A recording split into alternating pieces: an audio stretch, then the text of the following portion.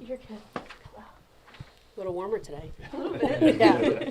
Yeah. You okay, tell us how did that one feel for you guys? Oh, it's great to get the series. I thought we played extremely well all the way through. I mean, some of those plays our outfielders made were outstanding, especially at such a tough game yesterday with the wind blowing all over the place. But we're not flashy. We just make the plays and we play the game the right way and we play it hard and we had some clutch hitting when we needed it. I'll take the win, absolutely, any way I can get. I thought Marissa McCann came in the situation.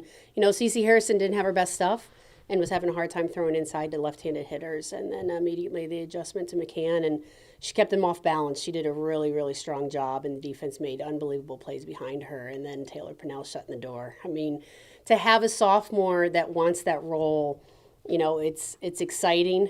She's energetic when she's out there. She's extremely competitive and is so unbelievably confident. So to have someone coming out of the bullpen like that is tremendous. To have a weekend like you guys did at Tennessee, obviously you come and you want to, get back in SEC play like that. To have a weekend like this and get this win against a team like LSU, how's that? It's great to rebound, because we didn't play our best ball. And, I think throughout the entire year, we're still growing as a team. And there's times we do things extremely well, and there's times that we don't, and we're continuing to prove. I still don't think we're playing our best softball right now, and we're winning, and that's exciting. And we know we're going to find a way to piece it together, and it's going to be whatever it takes. And that's something that we say all the time, just do whatever it takes. And if it takes defensive plays like we did today, or if it takes hitting the ball like we did yesterday, whatever it takes to be able to come away with a win, and that's the way we're put together. Specifically, what did you like how your defense bounced back from Tennessee? When the ball gets hit hard, you just hope your defense bails you out. And that's the big thing. We know our pitchers, they're going to occasionally leave the ball over the heart of the plate and the ball's going to be squared up. And you just want to look behind you that everyone's giving everything that they have to be able to make those plays. And that's what we did today. Some of those balls, for Alex Honnold to pull back that home run, that's a game changer right there.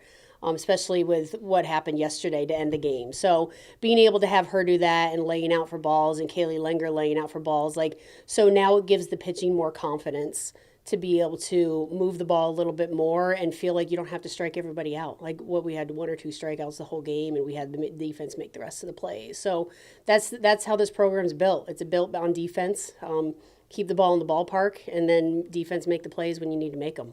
You said the team got exposed. Can you just measure what the internal response has been like to that through the week? That we've been exposed? That was you said we were exposed at Tennessee. Yeah, we were exposed at Tennessee. That we weren't playing aggressively. That was the biggest thing. And again, we weren't playing our best ball, and we were still winning. So you don't really know all the time why you're winning. You're just winning. And then when Tennessee plays more aggressively, then it's okay, maybe we're not as aggressive as we should be. So that's really what exposed us. And it exposed our pitchers that when the whole ball is left too much on the plate, it's going to get hit hard. So our pitchers have had made adjustments on being able to throw the ball a little bit more off the plate, move the ball a little bit more, so not as much as being hit hard. Even today with Sierra Harrison giving up 2 home runs, there were solo shots.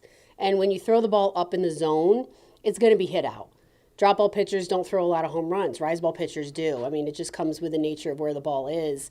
But they're solo shots. So that's great that we didn't have multiple people on base, because that's tougher to be able to come back from.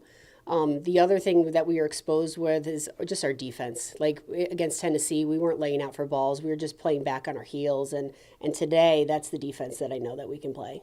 How much of a get-right moment was it for Kaylee Langer? Obviously against Baylor, I think early in the year, kind of had one of those tougher defensive plays. But to have something like today, where in a big game, a big moment, top team in the nation, to make 2 diving plays and kind of keep it there, just how big is that? It's something that we talk about within our team is to take risks. We say it all the time, take a risk. What do you have to lose? Just take a risk. And if it's laying out for a ball, take that risk rather than letting a ball drop. And, yesterday, there were some balls that dropped, and against Tennessee, there was 3 in a row that dropped, and we've just been working on that in practice, on laying out for balls. And there's times in practice I'll say practice will be over when an outfielder lays out for a ball. So we're just going to keep doing it until they lay out. And so it's so good to see that they did that with confidence and conviction. And that just sparks the entire team. You could feel the energy because they're selling themselves out to be able to make that play. Coach, one of the best offenses in the entire conference, and Marissa McCann has now pitched 6.2 innings, scoreless, almost a full game worth. Start to the year for her, it wasn't the best, but she's kind of had those moments where she's been able to show that she has that dominance, and so far it's just been undeniable. What's her rise to this role looked like, and how have you seen her just as a freshman rise into becoming, a pitcher that can stall one of the best offenses in the nation? Yeah, and it's her ability to be able to change speeds. She spins the ball extremely well, and she's almost conveniently wild. So when you're facing a pitcher that's conveniently wild, you can't really sit in one part of the zone because you don't know when she's going to miss. It makes it tougher for me to be able to call a game, but at the same time, she's moving the ball extremely well, so it's really tough to square up. And I just see that her confidence is getting stronger and stronger every time that she is out there because she's seeing the success. And again, it doesn't matter if you strike out 21 or you get 21 easy outs, you're getting outs. And that's really the whole goal. I love seeing freshmen succeed because as a coach, when you recruit them, you know what they're capable of. And then when they start to feel that success, now it just builds that confidence even more. And that's the growth that I'm seeing with McCann.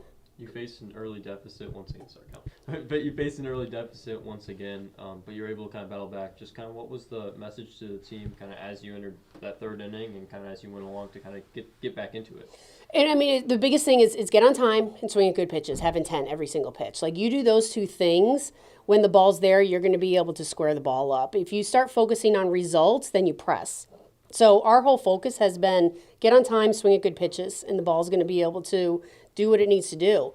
I thought Kaylee Langer had unbelievable base running on that base hit that Jenna had to center field. There was no hesitation whatsoever. And then Shantice being able to draw the obstruction call, though that really that's the aggressive mentality that they need to have to be able to score. And again, giving them all the credit on being able to take the game. And that's the speed where I'm talking about that we did not do against Tennessee, that we need to do against all of our opponents.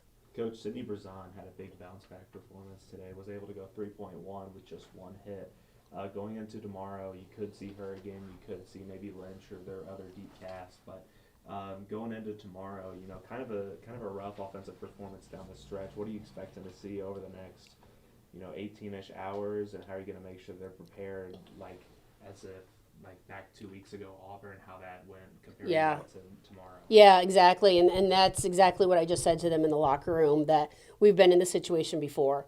So it's extremely hard to sweep a team, extremely hard, especially in this conference. So we have to be better than we've been in the last two games because we know that they're going to come out with a lot of fire because they don't want to be swept. So we have to play better than we did today.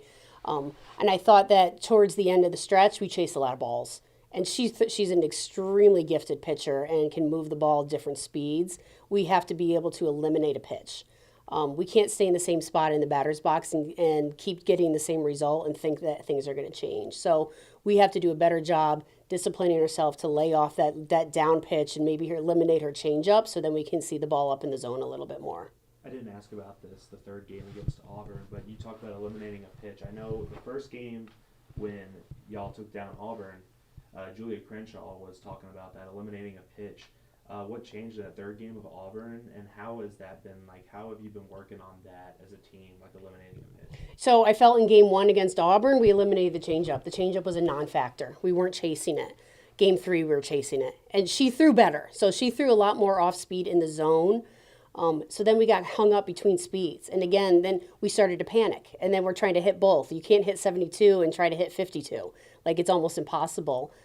So we just have to maintain that discipline. And it's kind of splitting the zone in half. Either we're going to look up or look down, or we're going to look left and right. If that changeup's going to be in a certain zone, then we have to be able to eliminate that. And that's what we're going to have to do tomorrow. We have to look for the ball to be elevated because she has unbelievable movement down in the zone, and her drop and her change are in the same tunnel. So it's hard for that hitter to be able to pick up the different speeds. So if it's going somewhere else in the box, that's going to make her change her release point to bring that ball up higher. Those are some of the adjustments that we're going to have to make. Coach, in that bottom of the third inning, what does it say about y'all team's character? The fact that a lot of the production in that inning was with 2 strikes and or 2 outs as well.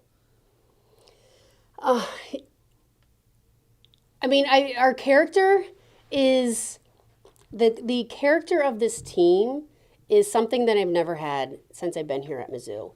They are completely selfless, and they truly love one another.